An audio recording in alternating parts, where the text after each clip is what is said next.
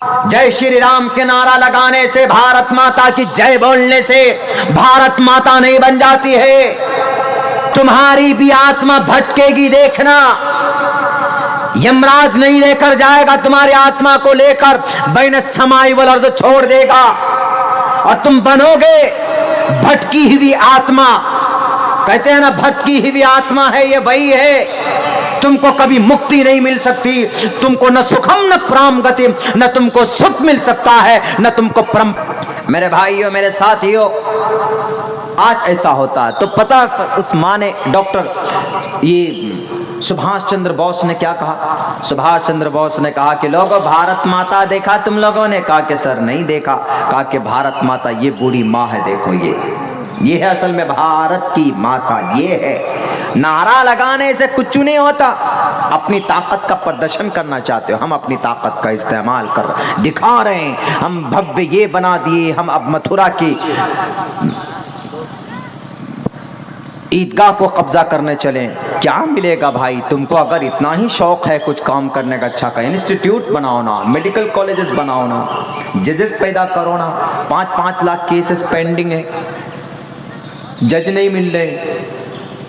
हमारे बच्चे पढ़ने जाते हैं, 40 लाख 50 लाख MBBS मेडिकल की तैयारी, तो चोर और लुटेरे ही बनेंगे बच्चे। और जब नौकरी की बात आती है तो जनाब सड़क के किनारे पकोड़ा तल लो जी, पकोड़ा में ओहो नौकरी। तो आप क्यों बैठ गए कुर्सी पे जी? आप भी जाकर के जहां चाय पी रहे थे वहीं पे चाय बनाते, चाय बेचते। आप क्यों आ गए यहाँ पर 10 लाख की सूट बूट पहनने के लिए? 3 लाख का एक पेन इस्तेमाल करते हैं, करोड़ों रुपए अपनी एडवर्टाइजमेंट में खर्च करते हैं। हमको बोलने का अधिकार है, वो हमारे PM हैं, हम बोल सकते हैं, सवाल कर सकते हैं। की रात जहाँ बहुत ज़्यादा सर्दी होती है, इस वक्त तक आप लोग बैठे हैं, यकीनन आपका इससे कोई फ़ायदा नहीं। फाइनेंशियली, माली एतबार से, आपका इनकम के एतबार से उसमें बढ़ोतरी नहीं हो सकती, आपको कुछ इनामात नहीं मिल सकते पैसों के एतबार से, मादी एतबार से। लेकिन अगर कुछ है तो वो ये है कि ये वाज़ेह दलील है कि आज भी आपको अपने इस्लाम से, अपनी शरीयत से, अपने मज़हब से प्यार और मोहब्बत, और जिसकी वजह से हम ठंड बर्दाश्त करते हैं। इस इदारे के ज़िम्मेदारों का, हाफिज़ साहब, कारी साहब का, हमारे नौजवान जो कमेटी के लोग हैं, पहला जलसा होने के बावजूद भी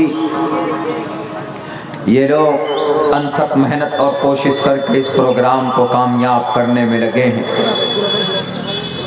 कुछ खामियां और कुछ अच्छाइयाँ हर जगह पर होती है,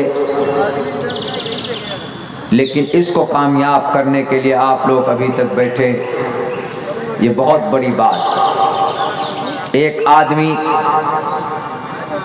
इसी ताल्लुक़ से, कल हमसे एक एडवोकेट किशनगंज की धरती पर हलीम चौक पे एक प्रोग्राम था, वहाँ एक आदमी हमसे सवाल करता है, एक advocate asked a question yesterday night, कल की रात उसने हमसे एक सवाल किया कि मौलाना,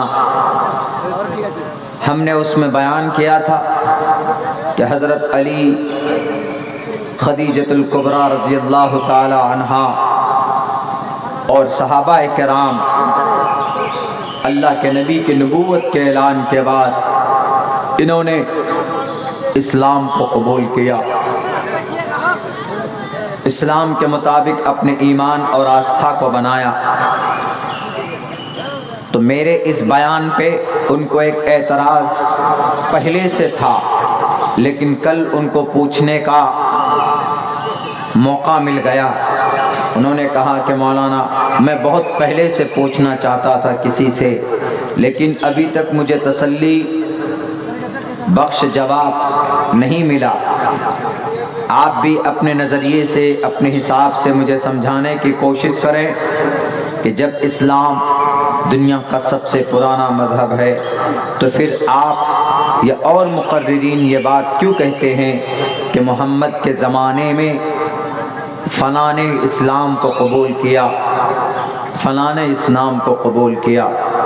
جب اسلام سب سے پرانا ہے، جب ایمان مذہب اسلام کی شروعات پہلے انسان سے ہوئی ہے، اس وقت سے لے کر قیامت تک چلنے والا یہ مذہب ہے، تو پھر کیا وجہ ہے یہ بات کیوں کہی جاتی کہ محمد رسول اللہ نے اسلام کو پھیلایا اور اسلام کو حضرت ابوبکر نے قبول کیا بنا دلیل کے، حضرت عثمان نے، حضرت عمر فاروق نے، حضرت حمزہ نے، حضرت بلال حبشی نے، ان لوگوں نے؟ واقعتاً سوال ہوتا ہے، اور کچھ دیر کے لیے اگر آدمی سوچے تو یقیناً الجھن پیدا ہو سکتا ہے اس کے دل و دماغ میں کہ جب اسلام سب سے پرانا ہے تو پھر اسلام محمد الرسول اللہ کے زمانے میں لوگ کیسے قبول کر رہے ہیں؟ ایک چیز پہلے سے ہے، پھر اس کو دوبارہ کہہ رہے ہیں کہ اس کو پھر سے حاصل کر رہے ہیں، کیا مطلب، کیا ارتھ ہوتا؟ آپ لوگوں کو بھی اس سوال کا جواب میں یہاں پر بتانے کی کوشش کروں گا۔ پروگرام پورا ہو چکا تھا، تقریباً 12:30 پون یا 1 بجے تک جلسے کا اختتام بھی ہو گیا تھا۔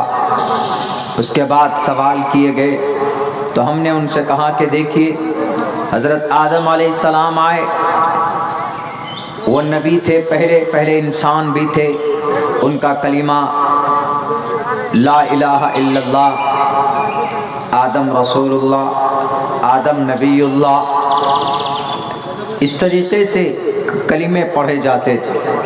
جو نبی جس زمانے میں آیا، اپنے زمانے کے حساب سے، اپنی نبوت اور شریعت کے حساب سے اس نے کلمے کو لانچ کیا، بائی دا کمانڈ آف اللہ، ڈیو ٹو کمانڈ آف اللہ، اللہ کے فرمان سے، اپنے گھر سے نہیں۔ حضرت نوح علیہ السلام لا الہ الا اللہ، نوح رسول اللہ، اپنے قوم کو انہوں نے یہ تبلیغ کی۔ بیسیکلی 2-3 عقیدے، عقائد ایسے تھے جو کبھی چینج نہیں ہوئے، نہ تو حضرت آدم کے زمانے میں، نہ حضرت نوح کے زمانے میں، نہ حضرت موسیٰ کے زمانے میں، نہ حضرت ابراہیم کے زمانے میں، کسی نبی کے زمانے میں وہ عقیدہ، وہ کانسیپٹ کبھی چینج نہیں ہوا۔ ان میں سے پہلا عقیدہ، کانسیپٹ یہ تھا،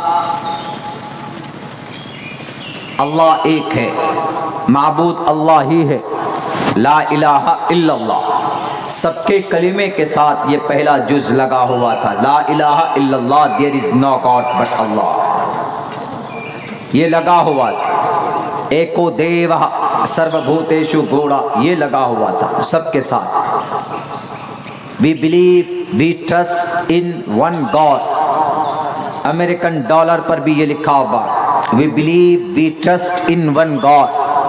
امریکن ڈالر پر یہ لا الہ الا اللہ لکھا ہوا ہے۔ وہ بھلے ہی الفاظ اور ورڈ انگریزی کے ہوں، معنی میننگ لا الہ الا اللہ کا ہے، تو کبھی یہ چینج نہیں ہوا۔ ایک تو یہ لا الہ الا اللہ، یہ کبھی بھی کسی بھی نبی کے مین اغراض اور ان کی موٹیو اور ان کی پروفیشن اور ان کی جو نیت، ان کے جو مقاصد زندگی ہے، وہ کبھی بدلا نہیں، سب کا یہی رہا، لا الہ الا اللہ۔ حضرت موسیٰ بنی اسرائیل کو کہتے کہ معبود اللہ ہے، لا الہ الا اللہ، موسیٰ رسول اللہ، رسول موسیٰ ضرور ہے لیکن لا الہ الا اللہ۔ اور قرآن کہتا ہے کہ اللہ تبارک و تعالیٰ نے ہر علاقے میں، ہر زمانے میں، ہر جگہ پر کہیں کچھ گیپ ہو گیا ہو وہ الگ بات ہے، ورنہ اپنے نبی کو، اپنے ڈرانے والے کو، اپنے پیغمبر کو ضرور بھیجا ہے دنیا۔ وَإِن مِّنْ أُمَّةٍ إِلَّا خَلَا فِيهَا نَذِيرٌ، کہ زمین پر کوئی قوم ایسی نہیں گزری کہ جہاں ڈرانے والا نہ آیا ہو، جہاں ایک اللہ کی وحدانیت کو بتانے والا نہ آیا۔ ہر جگہ پہ اور ان کی زبان پہ آیا۔ آپ کی اس علاقے کی آپ کے اس ایریا کی جو زبان ہے، جو لینگویج ہے، تو نبوت کا جو سلسلہ رہا ہے، تو اگر یہاں پر کوئی نبی آئے گا تو آپ کی زبان شیر شاہ آبادی زبان ہے، بنگلہ زبان ہے، انصاری زبان ہے، تو یہاں اسی زبان میں نبی کو اللہ تبارک و تعالی بھیجے گا۔ ایسا نظام اور ایسا حساب اوپر والے کا رہا۔ وَمَا أَرْسَلْنَا مِن رَّسُولٍ إِلَّا بِلِسَانِ قَوْمِهِ، کوئی قوم ایسی نہیں گزری کہ وہاں کوئی ڈرانے والا نہ آیا ہو، اللہ کی ذات کو بتانے والا نہ آیا ہو، آیا ہے لیکن انہی کی زبان میں آیا ہے۔ اسی لیے بعض مورخ نے یہ بات کہی ہے، بعض رائٹر نے یہ بات کہی ہے کہ شری رام چندر جی کو ابیوز مت کرو، ان کو گالی مت دو۔ اٹ میں بھی ہو سکتا ہے کہ وہ کسی قوم میں، کسی زمانے میں، کسی ایریا اور کسی علاقے کا نبی رہا ہو، رسول رہا ہو سکتا اس کو ان کی زندگی کے اندر مرچ مسالہ لگا کر پیش کیا گیا ہو، کیونکہ ان کے بہت سارے زندگی کے ایسے نمونے ہیں جب پڑھے جاتے ہیں، دیکھے جاتے ہیں، تو یہ پتہ چلتا ہے کہ یہ کہیں نہ کہیں کسی نہ کسی قوم کا کوئی پیغمبر، کوئی رسول رہا ہوگا۔ ان میں سے کون؟ شاہ عبدالعزیز محدث دہلوی، شاہ ولی اللہ کے بیٹے، جنہوں نے جہاد کا فتویٰ انگریز کے خلاف دیا تھا، وہ، اور ان میں سے اور بھی مولانا قاسم نانوتوی، جو دارالعلوم دیوبند سہارنپور ڈسٹرکٹ میں ایک ادارہ ہے، وہاں کے جو بانی، جو فاؤنڈر ہیں، ان کا بھی، مولانا رشید احمد گنگوہی اور بھی بہت سارے لوگوں کا یہ خیال، یہ کنسپٹ ہے کہ ان لوگوں کو برا بھلا مت کہو، ہو سکتا ہے، ممکن ہے، یقین کے ساتھ نہیں کہا، ممکن ہے، ہو سکتا ہے کہ کسی زمانے میں یہ لوگ کسی قوم کے نبی رہے ہوں۔ شری کرشن جی کے بارے میں بھی آتا ہے، شری رام کے بارے میں بھی آتا، البتہ ہنومان جی کے بارے میں نہیں آتا۔ ہنومان جی جے بجرنگ بلی جن کو بولتے ہیں، وہ ان کو دیوتا نہیں بلکہ ان کو دودت کہا گیا۔ دودت کس کو کہتے؟ دودت فرشتے کو کہتے ہیں، according to the Hindu concept. Hindu بھائی دودت کو مانتے، یم دود یم راج، یم دود یم راج، اور ہمارے اسلام میں فرشتے کا کانسیپٹ ہے۔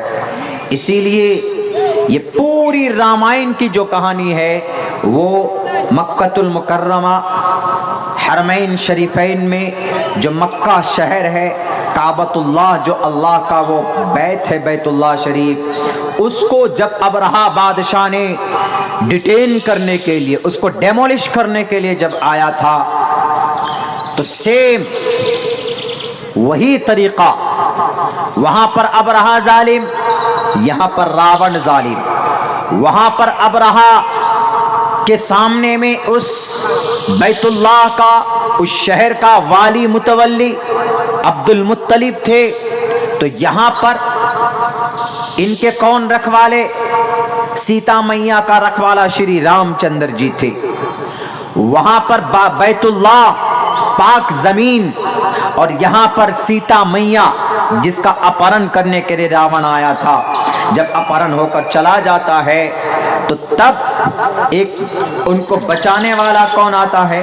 ہنومان بچانے کے لیے آتا ہے، اور لنکا جاتا ہے، ایک لمبی ہسٹری ہے، تب ان کو بچا کر لاتا ہے، پورے لنکے میں آگ لگا کر۔ سیم اسی طریقے پر جب بیت اللہ کو ڈیمولش کرنے کے لیے ہاتھیوں کے ساتھ، لاؤ لشکر کے ساتھ وہ ابرہہ آتا ہے، تو تب اللہ تبارک و تعالی آپ سورہ الم تر کیف پڑھیں، الم تر کیف فعل ربک باصحاب الفیل الم یجعل کیدہم فی تضلیل وارسل علیہم طیرا ابابیل ترمیہم بحجارۃ من سجیل فجعلہم کعصف مأکول۔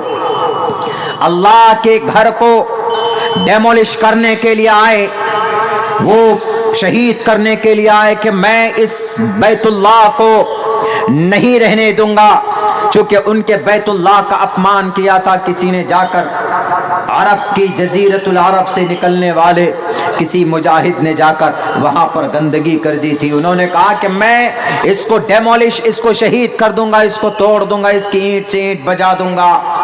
تب جا کر طیرن ابابیل ترمیہم بحجارت، اپنے چونچ میں، اپنے پنجے میں وہ پتھر کا ٹکڑا اٹھا کر، ایک کنکری چھوٹی چھوٹی اٹھا کر، طیرن ابابیل، آسمان کے ان کے اوپر سے ایک چھوٹے چھوٹے پرندوں کو بھیجا، اور اس پرندے نے اس کنکری کو چھوڑا ان فوجوں کے اوپر. تو جس فوج اور جس آرمی اور ان کے جس غلام کے سر پر لگا، جیسے 315 کی گولی کام کرتی ہے نا، پیتل کی گولی ہوتی ہے گولیوں میں، 315 کا کارتوس جیسے کام کرتا ہے، ویسے ہی کام ان پتھروں کیا تھا.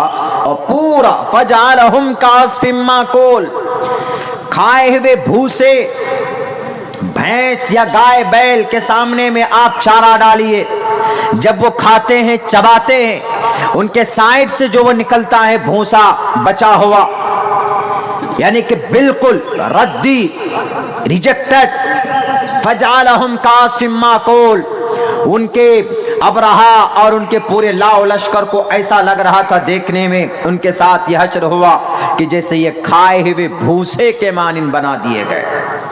یاد رکھو موجودہ وقت کے ظالموں، اگر آپ اپنے طاقت کے نشے میں کسی مسجد کو بلڈوزر سے آپ اس کو ڈیمولش کریں گے، چاہے وہ کانپور کی مسجد ہو، چاہے وہ مظفر نگر مظفر پور کی مسجد ہو، چاہے وہ ہریانہ میوات کی مسجد ہو، لیکن جب وہ اللہ آتا ہے بدلہ لینے پہ، تو جب ابرہا جیسے بڑے ہاتھی والے اور بڑے طاقتور بادشاہ کو جو نشے میں چور تھا، اللہ نے اس کو کھائے ہوئے بھوسے کے مانند کر دیا، تو تم تو ایک منشیہ ہو، ان کی طرح تمہارے پاس طاقت بھی نہیں ہے. جب اللہ چاہے گا تو تمہیں بھی نیست و نابود کر دے گا، اور کرتا ہے، یہ اتہاس گواہ ہے.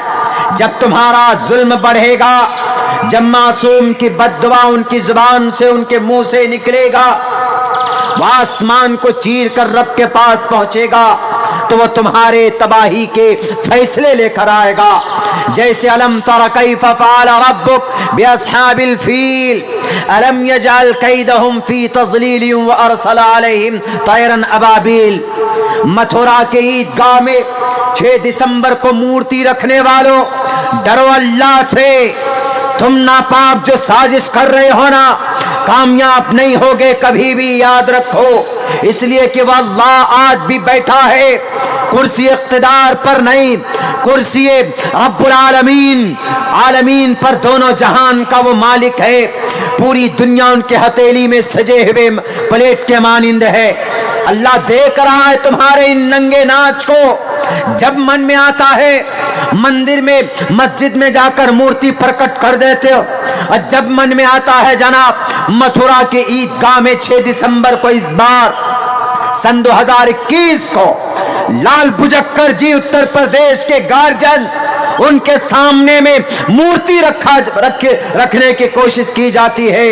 تمہارے ابا اور دادا کا نہیں ہے، وہ بڑی قربانیاں دے دے کر حاصل کی ہے. اس زمین کو انگریز سے ہم نے چھٹکارا دلایا ہے. تمہارا وجود نہیں ہے، تمہاری خوشبو تک نہیں ہے آزاد کرانے میں اس دیش کو. اس لیے یاد رکھو، ابرہا کو تباہ کیا تھا رب نے، کعبۃ اللہ کو ڈھانے کی نیت سے آیا تھا. اگر اس بھارت کی دھرتی پر اگر کسی مسجد کو تم شہید کرو گے تو اللہ کی صفت قہاریت جب جوش میں آئے گی. ابھی تو تمہارے سر پہ بال نہیں ہے، کل چل کر تمہاری نسلیں تباہ ہو جائیں گی. ایسے تباہ ہوں گی جیسے تمہارے سر سے بال غائب ہو گئے، ایسے تمہارے سماج سے تمہاری نسل کو اوپر والا برباد کر دے گا. کیوں؟ وہ جگہ ہماری ہے، وہاں پر کسی کے اوپر ظلم زیادتی کر کے اس کو تعمیرات نہیں کیے گئے. وہاں پر عیدگاہ کے 24% تھے. 666 سال تک حکومت تھی اس دیش میں ہماری، 24% تھے اس وقت میں. اور آپ کتنے پرسنٹ میں؟ باقی 100 میں سے بچے ہوئے 74-76% میں تو آپ ہی تھے نا. ہم چاہتے تو آپ 24% ہوتے, ہم 66% ہوتے, لیکن نہیں. کیوں؟ کیونکہ ہمارے لوگوں نے پوروج نے کبھی بھی یہ گندی راجنیتی کی ہی نہیں. میرے کیف ایک الگ طرف ٹاپک جا رہا, میں 2 سوال کا جواب دینا چاہتا ہوں. تو کیا کہا, اس ابرہہ بادشاہ کو بالکل تباہ و برباد کر دیا. سیم مجھے بات بتانی تھی ہنومان کی, تو ہنومان گئے. ہنومان ہنن کرنے والی ذات, میں کئی جگہ بتایا ہوں ہنن کرنے والی ذات, تو ہنن کرنے کا مطلب نیکی کرنے والی ذات. تو جیسے ابرہہ کے واقعے میں طیرن ابابیل کا تذکرہ ہے, ویسے ہی شری رام چندر جی کی زندگی میں ہنومان کا تذکرہ پورا کہا جاتا ہے کہ یہی کعبۃ اللہ کی, اس کو جو کڈنیپ کیا گیا تھا اور اس پہ قبضہ کرنے کی جو کوشش کی گئی تھی, پوری اسی ہسٹری کو مرچ مسالہ لگا کر رامائن تیار کیا گیا. عبد المطلب رام چندر جی, کعبۃ اللہ سیتا میاں, راون ابرہہ بادشاہ, طیرن ابابیل یہاں پر, وہاں پر ہنومان جی. تو ہنومان یم دودھ ان کا عقیدہ ہوتا ہے, ہندو بھائیوں کا دودھ ہوتے ہیں, یعنی ارے یہ دودھ بن کر آیا ہے. جب کسی بھی پریشانی میں کوئی اس کی مدد کر دیتے ہیں, کہتے ہیں یہ تو بھگوان کا روپ لے کر دودھ بن کر آئے. دودھ اوتار, یم دودھ یم راج اسی سے نکلا. تو بہرکیف یہ بات ہمیں سمجھنی چاہیے کہ جو بھی نبی اس دھرتی پر آئے, جو بھی پیغمبر اس دھرتی پر آئے, ان سب نے یہی کہا یجم پرچھام یمم. ایک منتر میں نے پڑھی, بہت پرانی تاریخ بیان کی گئی, ملیچ بھاشا کرتا تین وید واکیہ پران مکھا. اس منتر کی تشریح بہت کم ہوئی ہے, ضرورت بہت کم پڑتی, لیکن آج اس کے مطابق بات چل رہی. ملیچ بھاشا کرتا تین وید واکیہ پران مکھا. انسان کے پران کو, ان کی جان کو مکتی دینے کے لیے ہمیشہ سے جو جپ کیا گیا, جو منتر پڑھے گئے, جو مول منتر پڑھا جاتا ہے, ملیچ بھاشا. ملیچ کا 2 ترجمہ ہوتا ہے, ایک ترجمہ ہوتا ہے حرامی, شیطان, راکشس, شاسوت یہ شودر. ایک ہوتا ہے پرانا. ملیچ مطلب منو آدم, یہ بھی ہوتا ہے. ایک ملیچ کا مطلب ہوتا ہے ملیچ, ناپا. لیکن یہاں پر ترجمہ آدمی پرانا. ملیچ بھاشا کرتا تین, آدمی کی زبان بہت پرانی ہے اور اپنی پران کی رکشا کے لیے بہت پرانا منتر پڑھا جاتا ہے جو سیم اور سملر ہے. وہ یہی لا الہ الا اللہ, وہ یہی ہے ایکم برہما دتیہ ناستے.